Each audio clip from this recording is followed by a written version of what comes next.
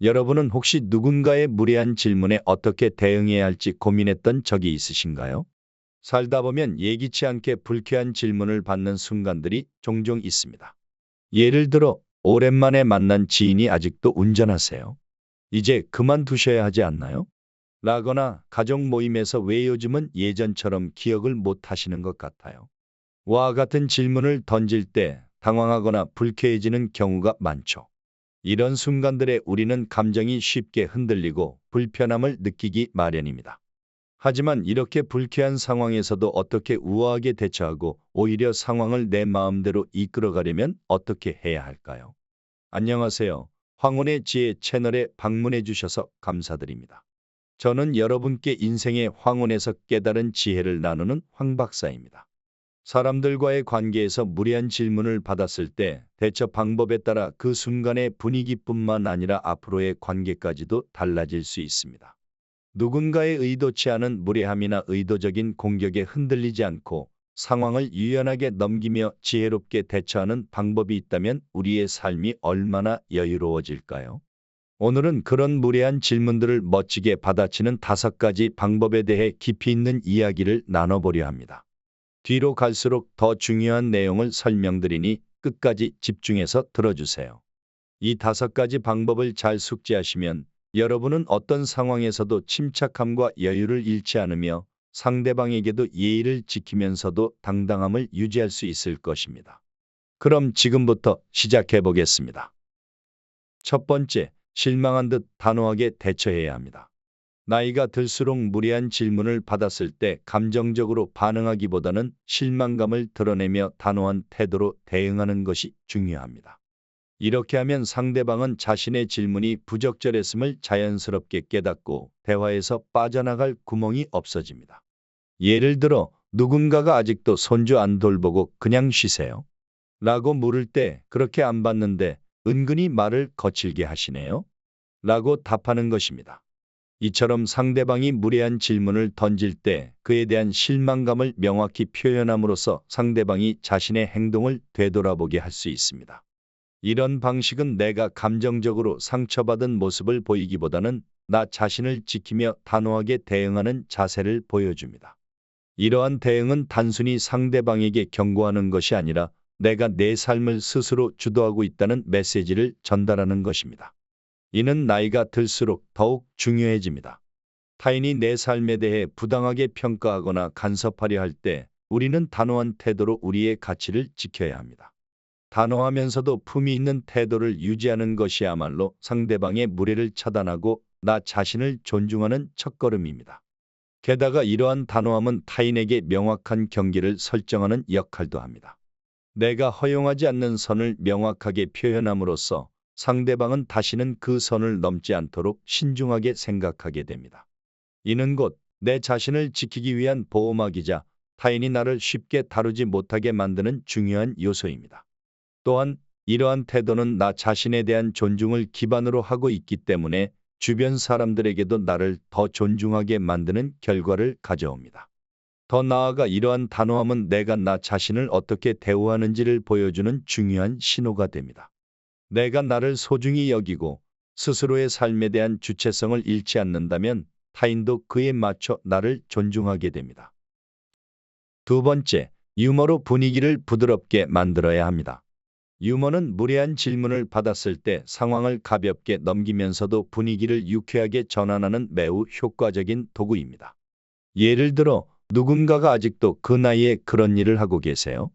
라는 질문을 했을 때, 네, 그게 제 특기죠. 끝까지 끈기 있게 해보려고요. 라고 가볍게 농담을 던져보세요. 이러면 상대방은 자신의 질문이 불필요하게 무례했다는 점을 웃음속에서 느끼게 되고 본인도 어색한 분위기를 스스로 해결할 수 있는 기회를 얻게 됩니다. 유머는 때때로 무거운 상황을 가볍게 만들어주고 상대방에게도 공격적인 의도를 희석할 수 있는 기회를 제공합니다. 특히 이런 방식은 대화를 유쾌하게 이끌면서도 상대방의 무례한 의도가 무색해지도록 만들기 때문에 결과적으로 나의 이미지를 긍정적으로 유지하는 데도 큰 도움이 됩니다. 단, 유머를 사용할 때는 상대가 불쾌하게 받아들이지 않도록 신중하게 표현하는 것이 중요합니다. 유머를 잘못 사용하면 오히려 상황을 악화시킬 수 있으므로 상대방의 반응을 잘 살피며 적절히 사용하는 것이 필요합니다. 또한 유머를 통해 상대방이 자신의 실수를 깨닫게 하면서도 분위기를 부드럽게 만들 수 있습니다. 이는 무례한 질문을 던진 상대방에게 부드러운 경고의 역할을 하며 불필요한 갈등을 피할 수 있는 효과적인 전략이 될 수 있습니다. 유머는 관계를 긍정적으로 유지하면서도 내 입장을 지킬 수 있는 강력한 무기입니다. 유머를 적절히 활용하면 그 상황을 즐길 수 있는 여유를 보여줄 수 있습니다. 이는 상대방뿐만 아니라 주변 사람들에게도 내가 상황을 유연하게 통제할 수 있는 사람이라는 인상을 남깁니다.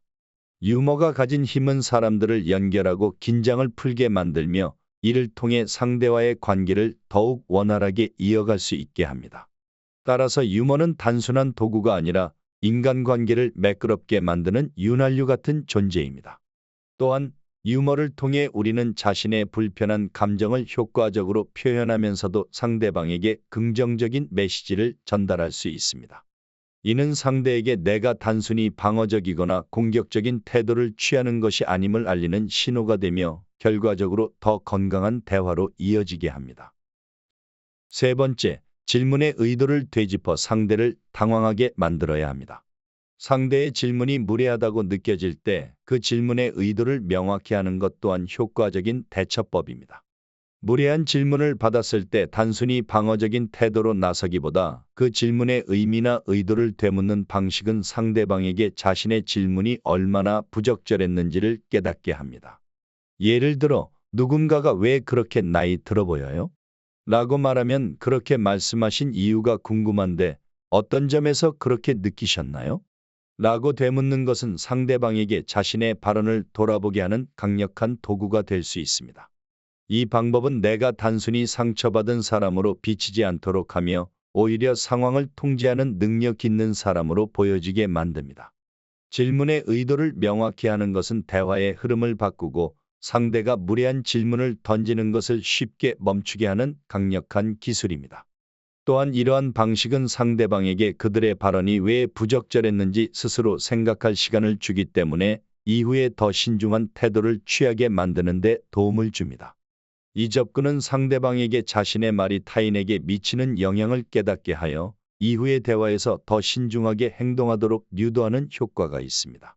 상대가 질문의 의도를 명확히 해야 할 때 그들은 자연스럽게 자기 자신의 감정과 생각을 들여다보게 됩니다. 이는 상대방에게도 깨달음을 줄 수 있으며 무례한 발언이 아닌 진정성 있는 소통으로 이어질 가능성을 열어줍니다. 결과적으로 이러한 방법은 단순히 무례한 질문을 차단하는 것을 넘어서 상대방에게도 성찰의 기회를 제공하는 긍정적인 역할을 합니다.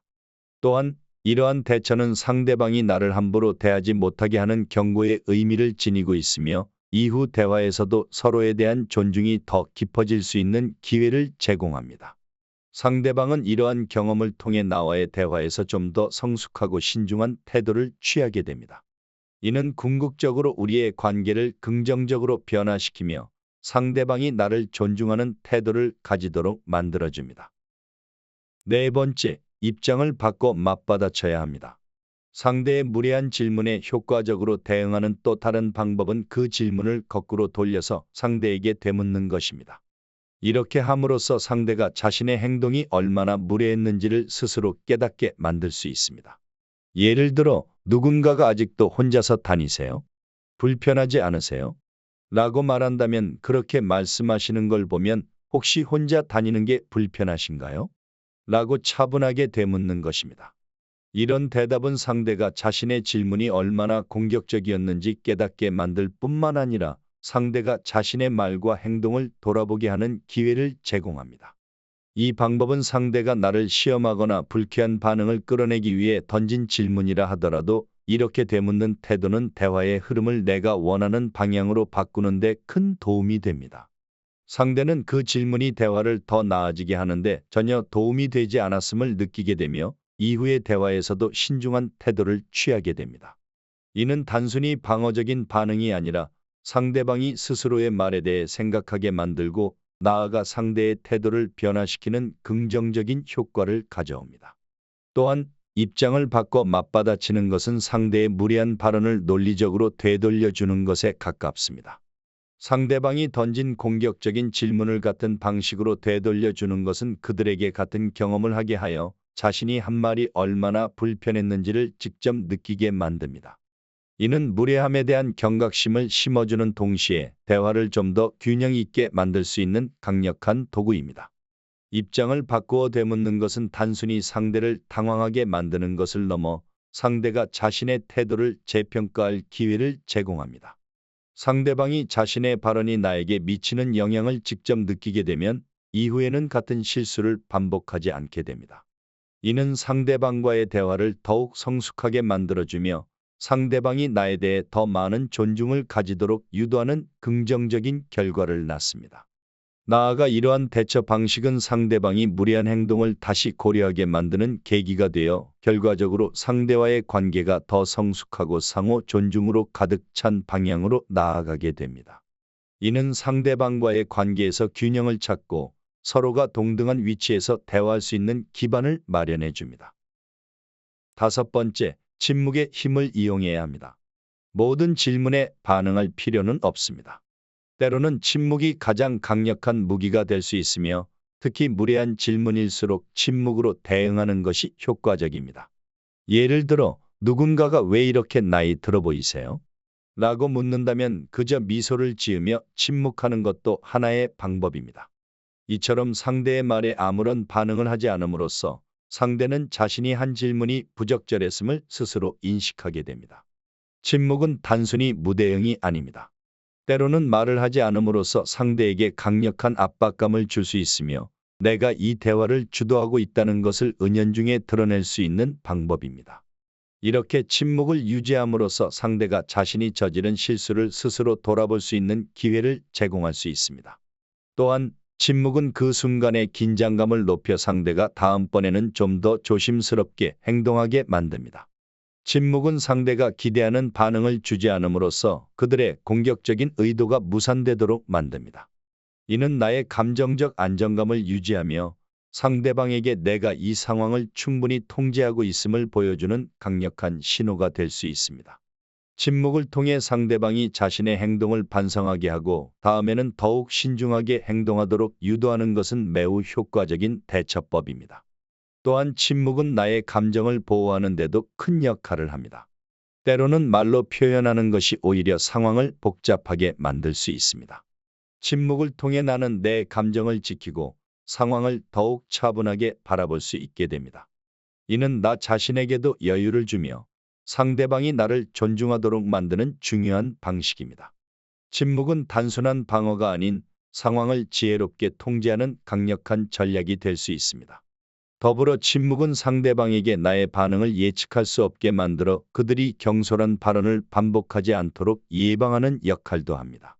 이러한 접근은 상대방이 내 앞에서 더 신중하고 조심스럽게 행동하도록 유도하며 궁극적으로 우리 사이의 관계를 더욱 안정적이고 긍정적으로 변화시킵니다.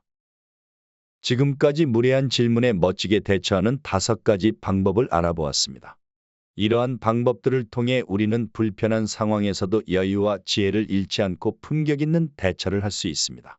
중요한 것은 이러한 순간에도 자신의 가치를 잃지 않고 상대방의 무례함에 휘둘리지 않으며 오히려 상황을 주도적으로 이끌어가는 능력을 갖추는 것입니다.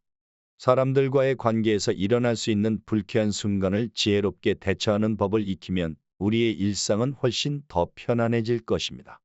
우리가 이러한 대처 방법을 잘 이해하고 실천한다면 어떤 상황에서도 흔들리지 않고 자신을 지키면서도 상대방과의 관계를 부드럽게 이어나갈 수 있습니다. 또한 이러한 대응 방식들은 단순히 무례함을 피하는 것 이상으로 우리 스스로의 가치를 높이고 타인에게 존중받을 수 있는 사람으로 성장하게 해줄 것입니다. 오늘 이야기가 여러분께 작은 도움이라도 되었다면 좋겠습니다. 지금까지 황혼의 지혜 황 박사였습니다. 오늘 이야기가 유익하셨다면 구독과 좋아요 꼭 한 번씩 부탁드리며 여러분의 이야기를 댓글로 나눠주세요. 여러분의 삶에 언제나 지혜와 여유가 가득하길 진심으로 응원하겠습니다. 감사합니다.